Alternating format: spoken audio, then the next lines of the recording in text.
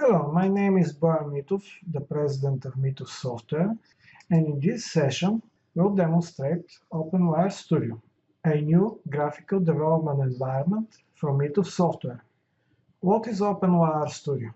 OpenWire Studio is a codeless graphical development environment for Windows designed for users without any programming experience. It is built on top of OpenWire. It includes all the Mitov software components for video, audio, digital signal processing, computer vision, artificial intelligence, communication, data visualization, and much more. It also includes a Visuino-compatible Arduino communication, which allows easy creation of Internet of Things solutions. Why use OpenWire Studio with RadStudio? First, it allows rapid prototyping and testing of concepts. It also allows non-developers with expertise in specific areas to create and test projects. Finally, it allows Delphi developers to utilize projects created by such experts in other areas. Let's take a look at the OpenWire Studio. When you start the environment, you'll see a design area in the center of the application. On the left side, you'll have a navigation window, and below it, Object Inspector. On the right side will be the available components for OpenWire Studio. We'll start by creating a simple video player application. We'll drop a video player and image display. We'll connect the two, select a file for the video player. We can see the file in the preview. The project is ready to run. There are two ways to run this application in OpenWire Studio.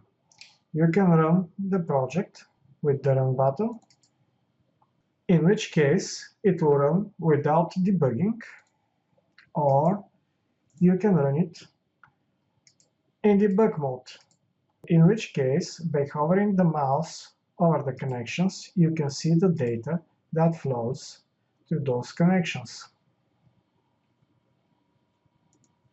When a component is selected, the OpenWire Studio will suggest the best components that can be dropped and connected to the selected component.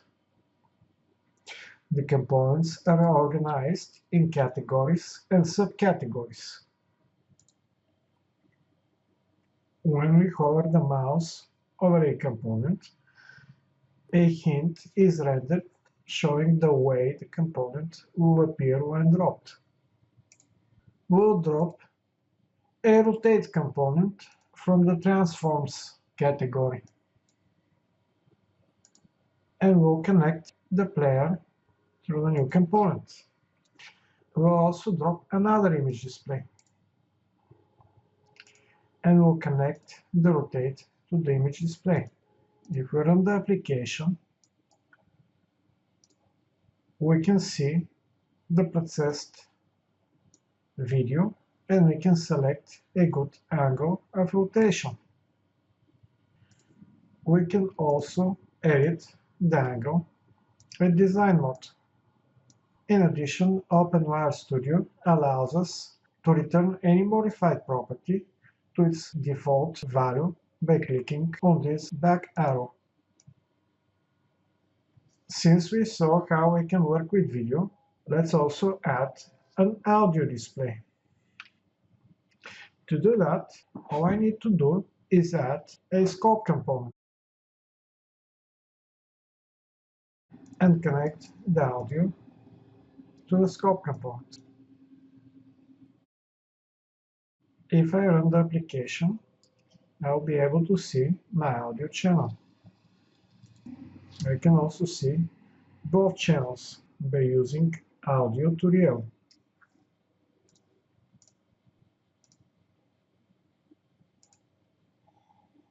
If I drop the connection over this button, the scope will automatically add all necessary channels and will connect them to the audio tutorial. Here are both channels being displayed in the scope.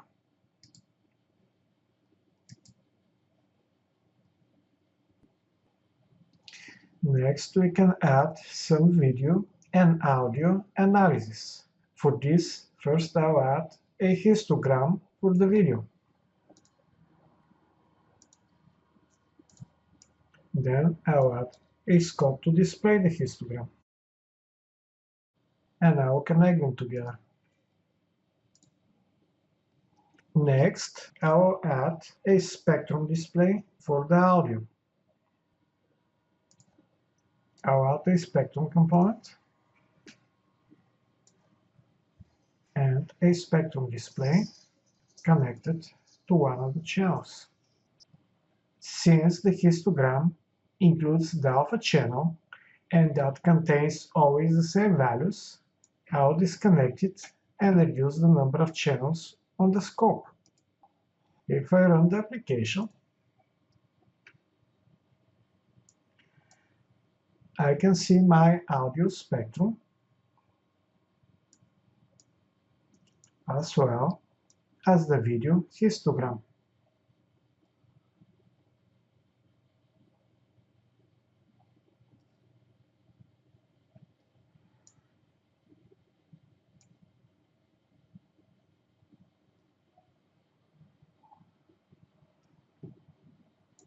Next, we'll add some ppm meters for the audio. We'll display the ppm in some gauges.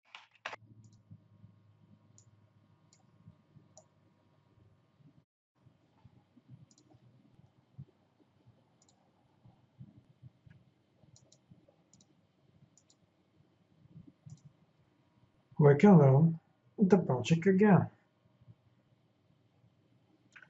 You can see that everything is working properly, including the two gauges for the ppm.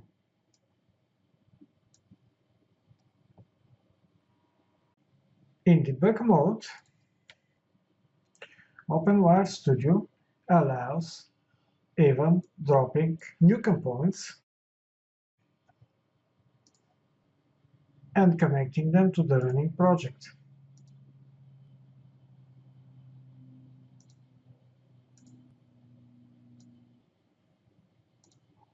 The project will continue to run without interruption.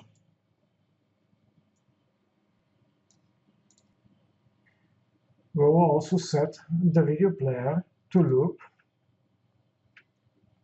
so the video will not stop at the end. And we can keep adding components.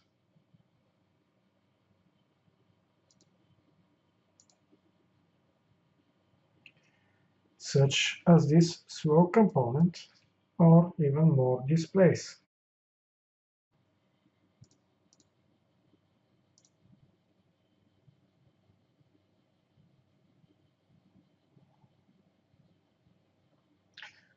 Furthermore, OpenWire Studio has a visual undo-redo functionality,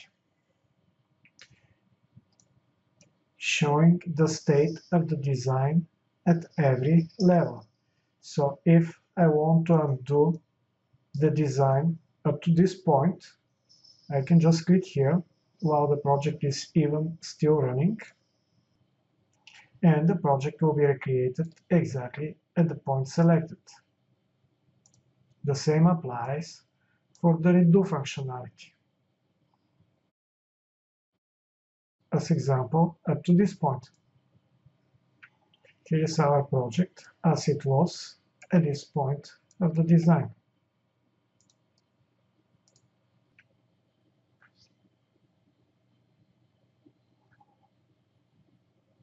As we demonstrated up to this point, programming in OpenWire Studio is done through making connections between the OpenWire pins of the different components.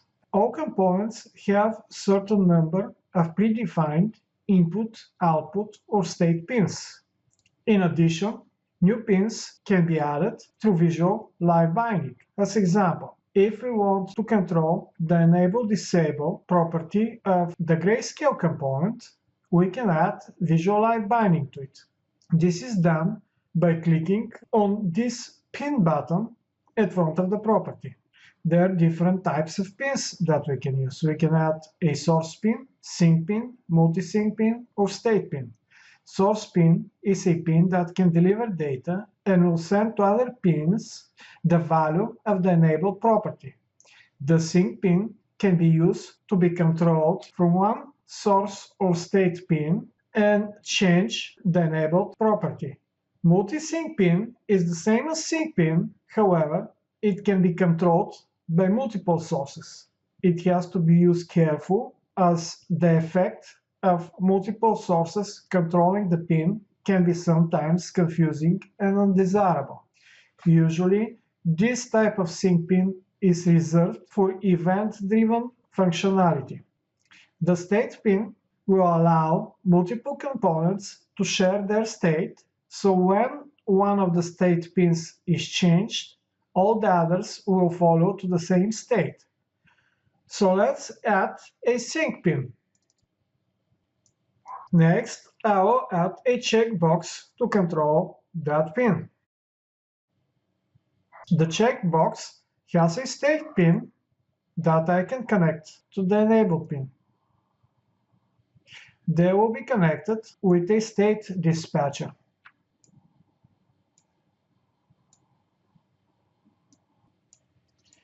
A state dispatcher will allow them to share the same state. It will be automatically added if state pins are connected, or if state pin is connected to any other pin. Let's run the application.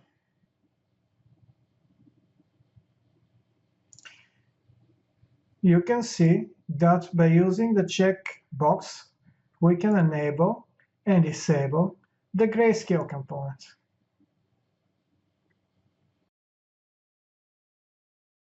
In addition to many different types of properties, OpenWire Studio allows adding pins to events as well as methods. As example, we can add a clock multi-sync pin to the start event of the player as well as to the stop event of the player. Or we can add a clock source pin to don't stop event. This will allow us to start and stop the player, as example, with buttons, and generate events when the player stops.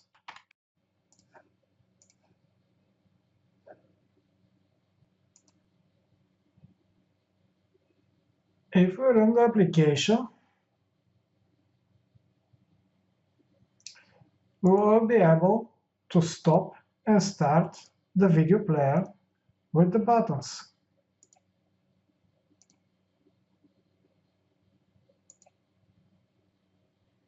Since we added a multi-sync pin, we can add more buttons controlling the start as example.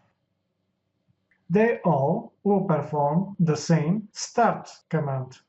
Don't stop event can be connected to other sync pins to receive events. As example, a watchdog timer.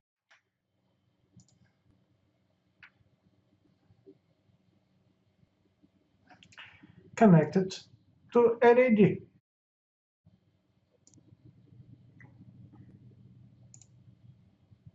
If we run the application,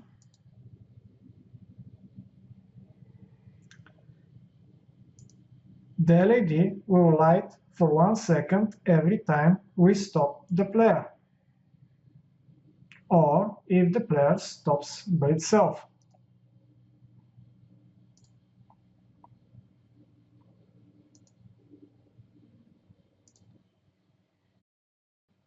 In addition to the capability demonstrated up to this point, OpenWire Studio includes support for animation timelines.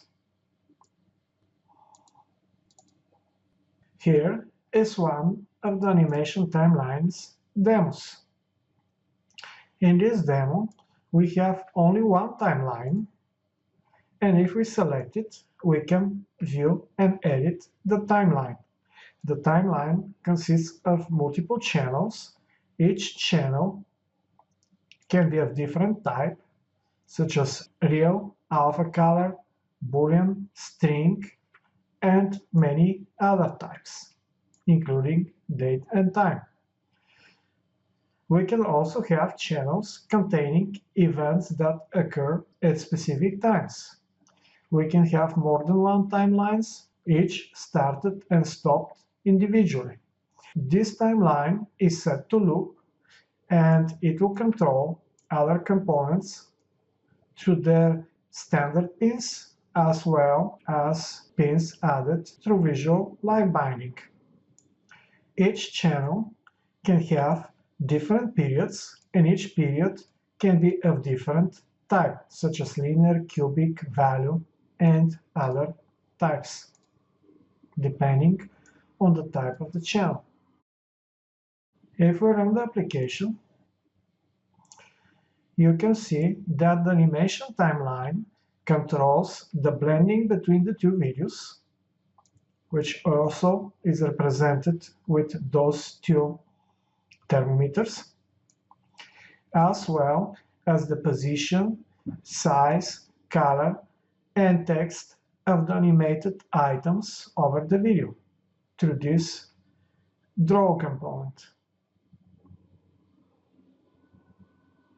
And we can see the values changing as the animation is controlling them.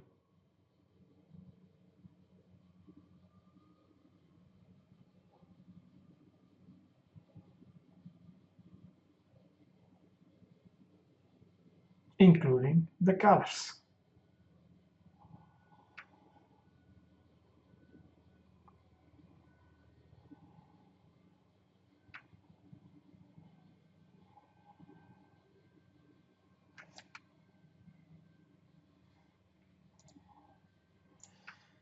Combining timelines with visual line bindings and the rest of the properties allows creation of very complex time-controlled projects. Now that you are already familiar with OpenWire Studio, let's see how we can integrate OpenWire Studio projects in our Delphi and C++ Builder applications. The OpenWire Studio support in Delphi and C++ Builder includes a component that allows directly loading OpenWire Studio projects inside your application. The hosting component allows connecting data through OpenWire directly to any of the Mitov Software's component packages for further processing, visualization, storage, or broadcasting of the data. The component supports multiple channels of data containing video, audio, real, complex data, and more. By using generic filters, the data can also be processed inside code. Let's see how it all works. We'll start with a new project. We'll drop a random generator, then a scope component. We'll connect the random generator to the scope. Then we'll add a low-pass filter to perform some processing over the signal. We can see here the characteristics of the filter. We'll add one more channel to the scope by dragging this button, and we'll connect the low-pass filter. If we run our application, we'll see the filtered data.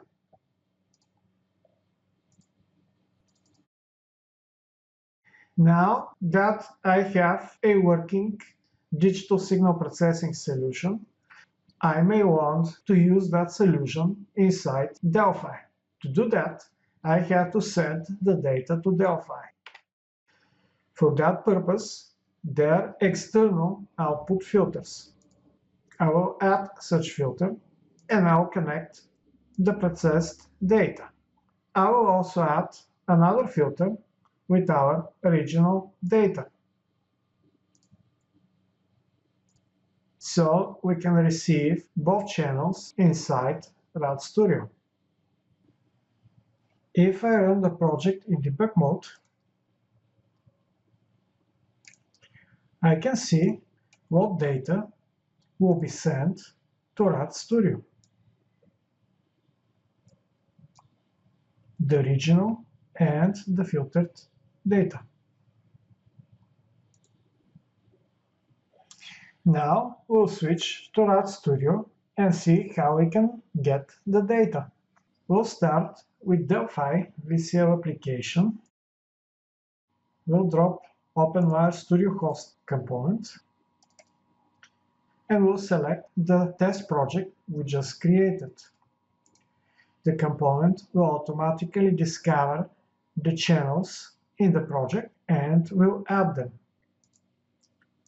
You can also manually add and configure channels. Next, we'll add a scope component to display the data that arrives.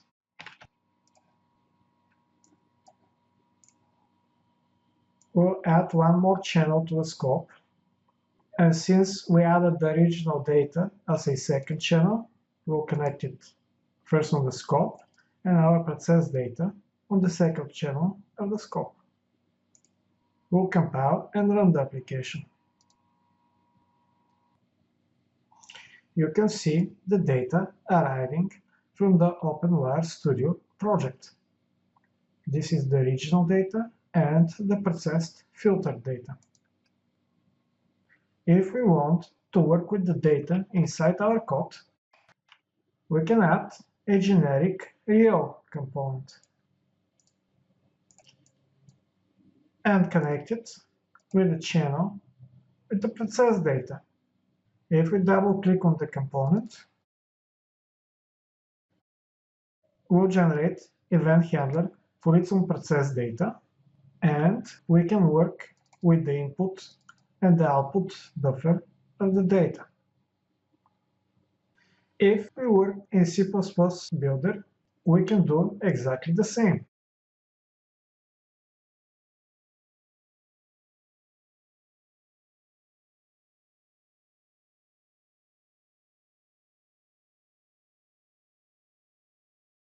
Connect the scope and the OpenWire Studio host. Add generic real filter. Connect it to the original signal. And then work with the real buffer when the data arrives. OpenWire Studio also can host other OpenWire Studio projects the same way as Delphi and C++ Builder. We can do it exactly the same way.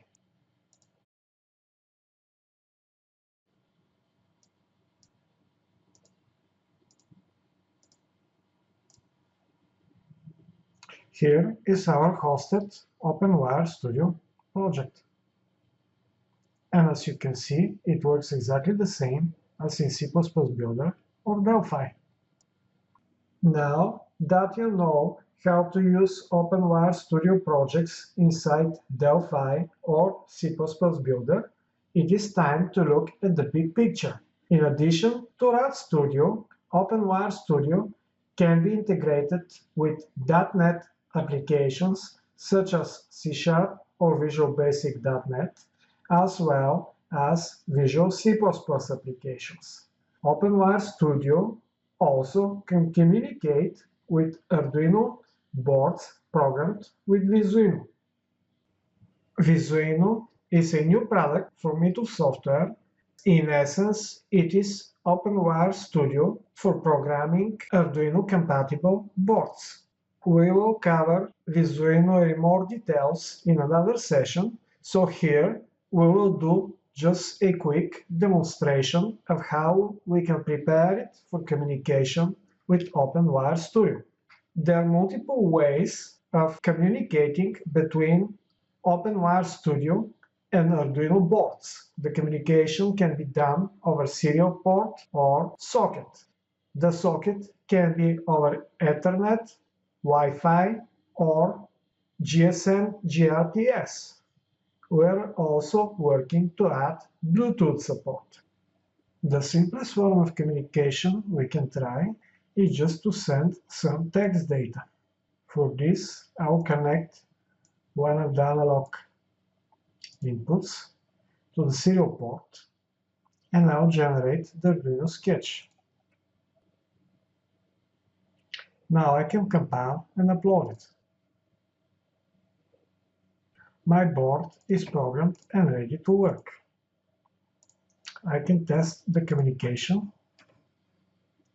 In this case, I have a photoresistor connected to the analog pin, and I can see the data changing as I am covering it and uncovering it with my hand. Now let's switch to the OpenWire Studio and see how we can receive this data. I'll add a COM port component, set it to the right port where my board is connected, and add a terminal component. Then connect the two. If I run the application, I will see my data arriving in text form on the terminal component.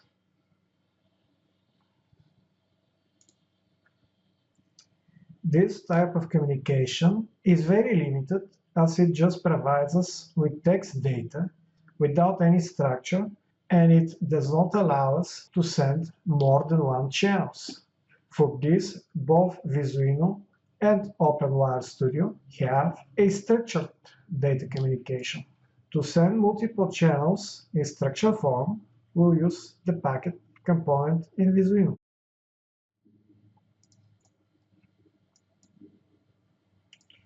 We'll add 2 analog channels and 2 binary channels. We'll set a unique head marker. I usually use 5555. This will ensure that we can discover the beginning of a package in the middle of communication. Then connect the output of the packet component to the serial port. Disconnect our old analog connection and connect the analog port to one of the channels of the packet component. For the second channel, we'll just use a signal generated by the software, in this case a sine wave.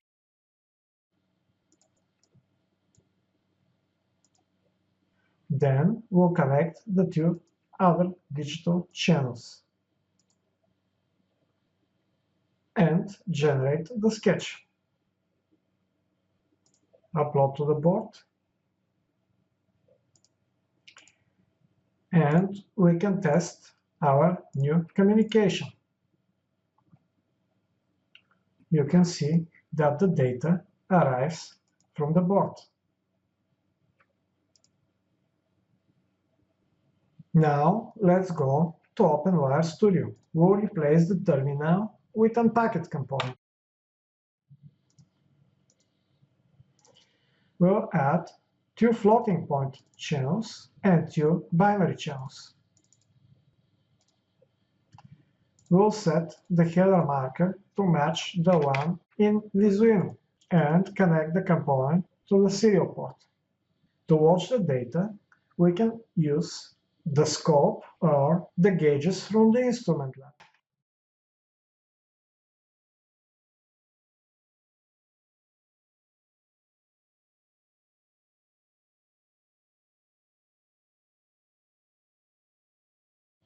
Or both.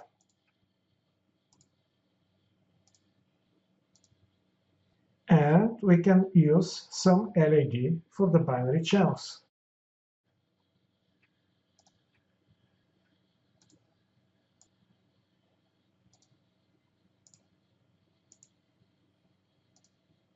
Now we can test our communication.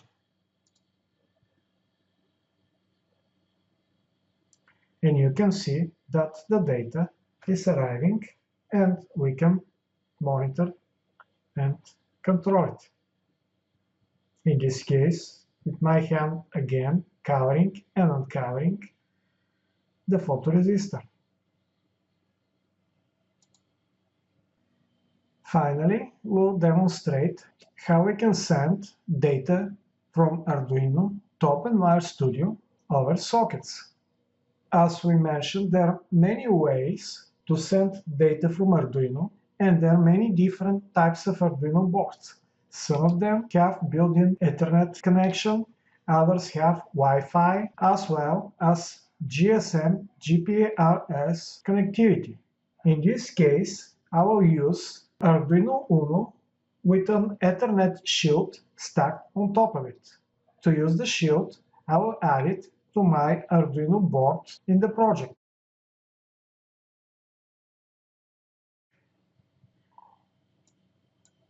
Next, I need to set the MAC address for my shield. For this, I can use MAC address generator or use one of the MAC addresses from some of the online tutorials. I will use this one. Next, we need IP address for our shield. I will use a static IP address so I can easily find it on my network. And I will enable the usage of that fixed address. To do the communication, I will add a server TCP socket. I will set a port for the socket, 8080. I will get the output from my packet component and connect it to the pin of the server socket. And I will disconnect it from the serial port, although I can send it to both of them. For my Ethernet shield, I also need to disable the DHCP to force it to use the static IP. Now I can generate and upload the sketch.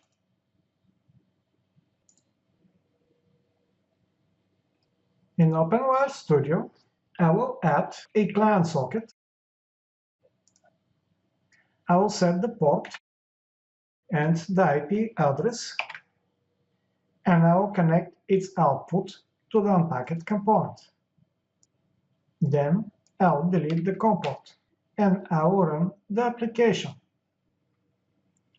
You can see that the data is arriving over the Ethernet the same way as it arrived over the serial port.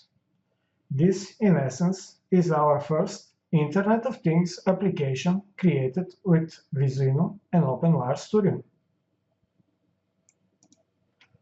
This concludes our session on OpenWire Studio and its integration with Delphi and C++ Builder. Once again, my name is Bojan Mitov, the president of Mitov Software. My email is mitov@mitov.com. Our website is mitov.com, and we offer the following products: VideoLab, a video processing library; AudioLab, audio processing library; SignalLab, digital signal processing library; VisionLab, computer vision library; PlotLab, data visualization library; InstrumentLab, visual instrumentation library; Intelligence Lab, artificial intelligence library; Logic Lab, Boolean logic library; Animation Lab, universal animation library; Communication Lab, serial and Ethernet communication library; Visual Live Binding, universal visual live binding library; OpenWire Studio, a graphical development environment for Windows; Visuino, a graphical development environment for Arduino. We also support some open source projects, including the OpenWire library, as well as the iGDI Plus, Delphi-friendly GDI Plus library. Thank you for listening, and now it's time for questions and answers.